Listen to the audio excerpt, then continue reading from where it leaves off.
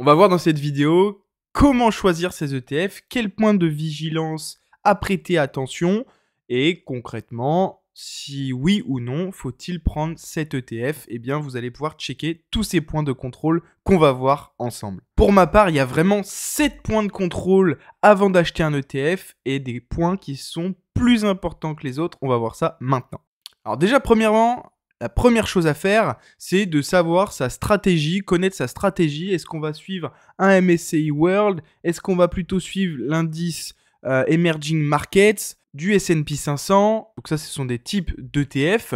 Et donc, pour définir cette stratégie, eh bien, ça n'engage que vous. Bien entendu, il faut aussi connaître son horizon de placement. Est-ce que c'est pour dans 10 ans, 20 ans, 30 ans, 2 ans?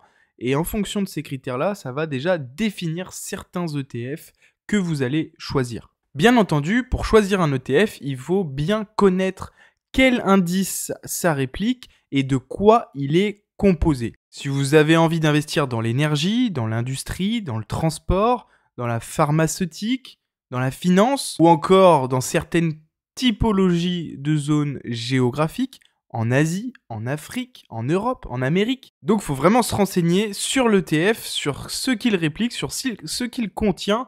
Je pense que c'est déjà la première étape la plus importante. Ensuite, la deuxième chose à vérifier, c'est s'il est éligible au PEA ou au CTO. Sachant que moi, je le dis souvent sur ma chaîne, je privilégie le PEA pour investir sur des ETF, car c'est quand même un avantage fiscal très important, puisqu'au bout de 5 ans de détention sur votre PEA, eh bien, vous n'êtes plus soumis à l'impôt sur les plus-values. La troisième chose à vérifier quand on investit sur un ETF, c'est de vérifier l'émetteur de l'ETF et les volumes de l'encours. Il faut investir quand même dans des émetteurs solides comme Lyxor, Amundi, BlackRock. Je pense sincèrement qu'il faut au minimum un encours sous gestion de 70 millions d'euros pour qu'un ETF soit pertinent. Sachez qu'un bon encours sous gestion, ça permet de pouvoir acheter et vendre facilement, car ça veut dire que l'émetteur a une bonne liquidité. D'ailleurs, le spread, c'est la différence entre le prix d'achat et le prix de vente. Et cet écart entre le prix d'achat et le prix de vente, eh bien, c'est ce qu'on cherche à réduire au maximum. Et donc, c'est pour ça qu'on cherche un ETF avec pas mal de liquidité. La quatrième chose à vérifier, qui est selon moi l'une des plus importantes, c'est de savoir l'ETF s'il est capitalisant ou distribuant. Concrètement, la différence, ça va se faire au niveau des dividendes. Le capitalisant, eh bien, vous n'allez pas recevoir de dividendes. Les dividendes vont être automatiquement réinvestis dans l'ETF, alors qu'un distribuant, vous allez percevoir ces dividendes. La cinquième chose à vérifier, ce sont les frais. Les frais de gestion d'un ETF, ils oscillent entre 0,25% et 0,80%. Il faut faire attention parce que vous allez pouvoir peut-être avoir le même ETF MSCI World, mais avec 2 ou 3 émetteurs différents qui vont avoir plus ou moins la même chose, mais avec des frais de gestion un peu différents, de passer de 0,2 à 0,4%.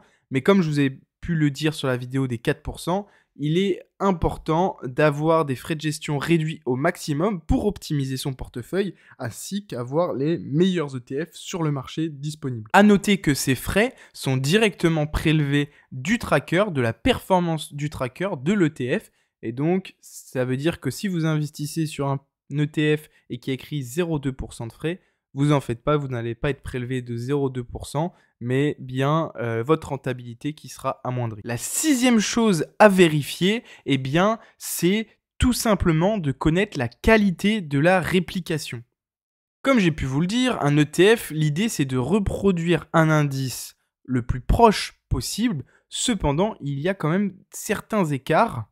Concrètement, la qualité de la réplication, elle se fait sur 2 indicateurs. Le premier, c'est le tracking difference. Il s'agit en fait de la différence de performance entre le tracker et l'indice. Et la deuxième chose, c'est le tracking error. C'est une mesure à court terme et on évalue la stabilité de l'ETF par rapport à l'indice. Par exemple, si vous investissez sur un indice qui réplique le CAC 40 et que le CAC 40 sur une année fait 10% de rendement, eh bien il est possible que sur votre ETF, vous n'ayez que 9,8% de rendement.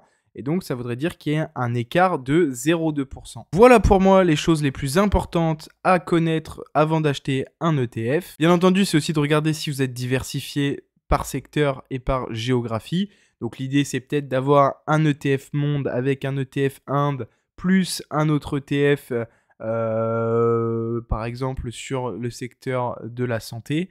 Enfin voilà, je vous donne ça comme piste de recherche, mais faites vos propres analyses, faites vos propres recherches, car je ne suis pas un conseiller en finance, conseiller en investissement.